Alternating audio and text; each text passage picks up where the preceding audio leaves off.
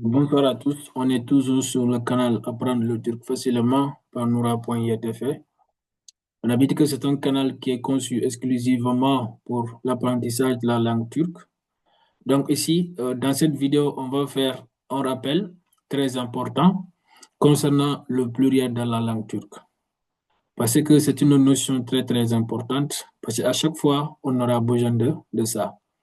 Donc sans plus tarder, c'est ça qu'on va voir dans cette vidéo. Donc, le pluriel dans la langue turque, on dit çoğul, çoğul, çoğul, çoğul.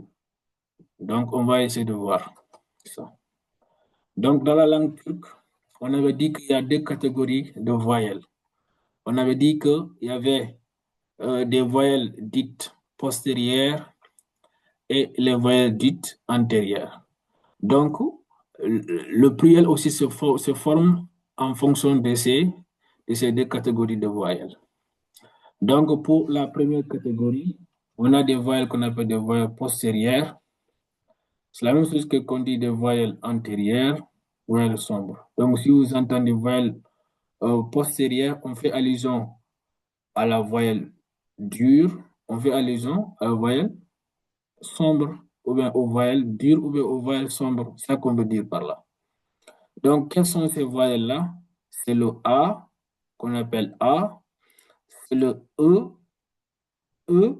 c'est le O, c'est le OU. Donc, leur pluriel maintenant, c'est l'art. On donne l'exemple ici, limon, limon. Donc, ici aussi, il faut toujours découper maintenant le mot par syllabe. Par exemple, si on découpe ici le mot limon par syllabe, on aura li après mon. Dans ce cas, on regarde la dernière syllabe. La dernière syllabe contient quelle lettre, quelle voyelle. Donc, si on découpe ici, mon, c'est la voyelle O qui est à l'intérieur. Donc, on va mettre l'art. Chaque fois, vous regardez la dernière syllabe. Voilà. Vous, c'est la dernière syllabe qui vous intéresse, pas la première syllabe. Ici, comme on a une seule syllabe, donc, on regarde dans le mot quelle voyelle s'y trouve. Ça, c'est une voyelle qu'on appelle voyelle postérieure. Donc, on va mettre l'art pour le pluriel. Ainsi de suite, ainsi de suite. Mousse qui veut dire banane. Donc, pour dire les bananes, on dira mouzlar.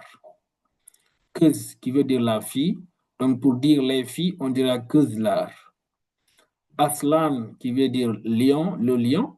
Donc, pour dire les lions, on dira aslanlar. Aslanlar. Donc, on continue pour voir les voyelles qu'on appelle des voyelles antérieures.